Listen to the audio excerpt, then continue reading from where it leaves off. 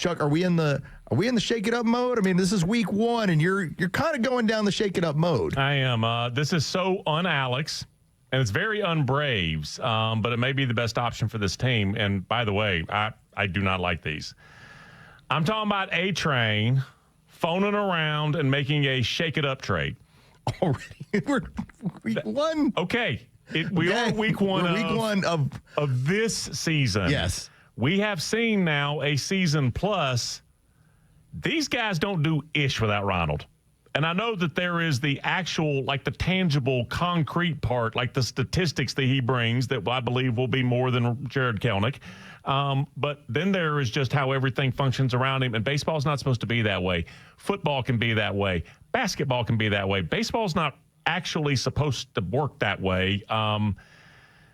It appears it does. And so when I say I don't like these, I will say that here are 2 exceptions.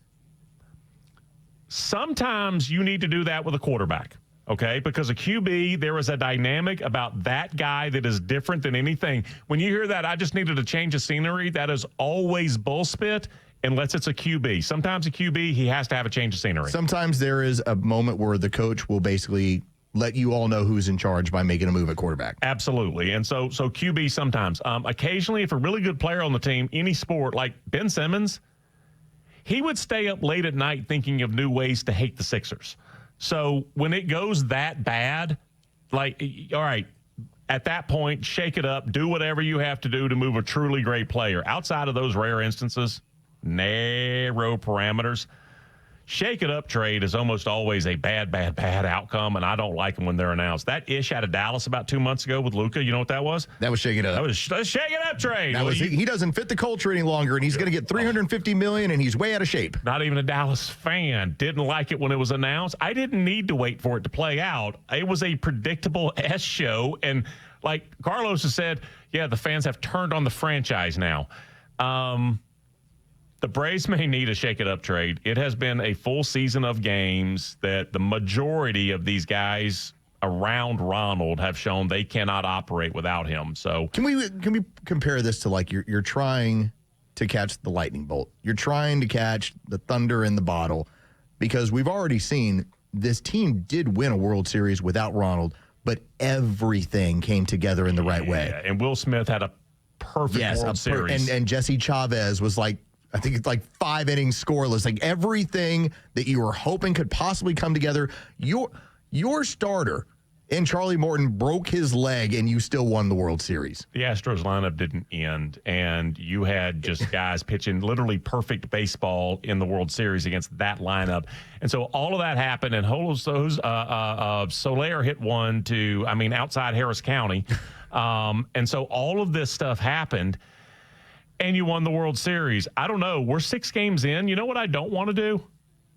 Be desperate at the beginning or middle of July and have to pay even more because there's blood in the water. I keep going back to this. The biggest difference in this team, outside of who I know you get all-stars that are coming back. The issue I have with this team is $11 million. That is what A.J. Minter got. 2 years and $22 million as a guy that can throw in the 8th. Hey, you need somebody to get the save. You need a high-stress, high-leverage situation in the 7th. Those are the sort of arms that you have had for the last several years that I don't believe you have right now, where you can just say, oh, you had a few of them. He's going in there, and we're taking care of this. And now that's $11 million. Now, part of the reason why I don't believe you have that is because it does get cheaper in July. I paid this guy $11 million, so I have him the full year. It does get a little bit cheaper in July. It just is going to cost you prospects, and oftentimes other teams will pick up a portion of the contract. Oh yeah, if you trade for a guy in March, it's all 6 months. It's all 6 months. 2 months of the salary, and as you said, guys, and we'll pick up half of it or some of it, or maybe none of it, but still, it's only a third of what you would have been paying. But that's the shake-up move to me. If you're getting into that part of the season and you kind of are what you are, all right. I'm just not ready to make something wildly altering, because I know I'm playing the best team in baseball right now, and I know what they're doing to me is what they do to pretty much everybody.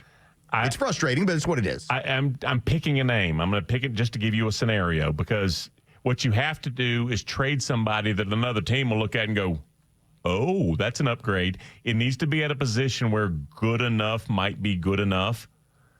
If I trade Matt Olson, It's just a name. I'm picking an example. I can get a guy to play first and hit 26 bombs. He's nowhere close to the player, but then I also get a bullpen arm back, and I get something like it's just a scenario that you sit back, whiteboard. What would it take? How many? What could occur? Like, you consider all of these things. It's just an example. We'll revisit this in June or July, because that's when I'm going to have a better picture of what's going on. Yeah, and everybody talking about the $7 million from Profar. It's great to have the rebate. I wanted the left fielder. Yes, and I wanted the bullpen arm. I wanted the thunder arm that comes in, and I know here's what it's going to be. And losing Joe Jimenez in the way that they did, okay, that was the problem. That was one of the guys I was expecting to use.